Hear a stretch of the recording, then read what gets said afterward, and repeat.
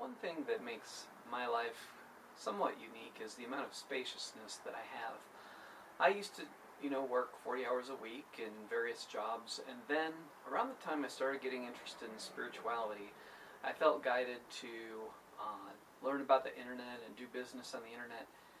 And after a while, things just really opened up space-wise in my life, and my work required less and less of my time. And one of the things that I've come to believe about how that process worked is that I used to be avoidant before getting into spirituality in my relationships, not wanting to deal with difficult things or communicate about tough emotions and that kind of thing. And busyness, being busy, was always a good excuse. And I see that so often, with people that, they don't take time to communicate with people in their life, or they don't have the time to attend some get-together or just deal with things in their life because they're busy.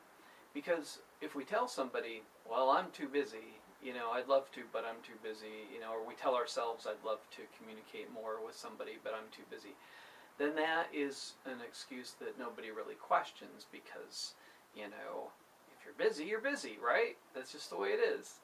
But here's what I've come to believe. When we deal with our relationships, because I started communicating more honestly and authentically with people in my family and wanting to deal with unfinished business and really put relationships and friendships to the test of how much I could be myself when I started getting more on my spiritual path. And I feel as though there's a connection between doing that and my life having more space. Because if I didn't want to go somewhere, I'd be honest. And if I didn't want to be in communication with somebody, I'd be honest. I didn't need to have being busy as an excuse anymore. And that lack of a need for an excuse seemed to open up more space in my life. And now, if I'm not doing something, it's because I don't want to do it. And I don't need the excuse.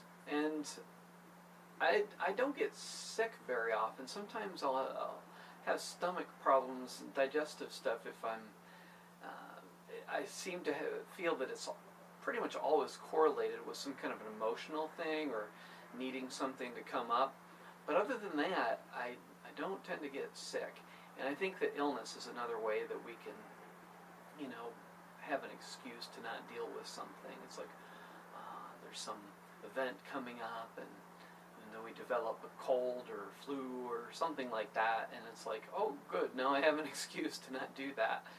So I believe if we want to live healthy and spacious lives with lots of time to be ourselves and enjoy the life that we have as we wish, then it takes dealing with relationships directly and dealing with emotions directly and not letting there be unfinished business floating around in our life.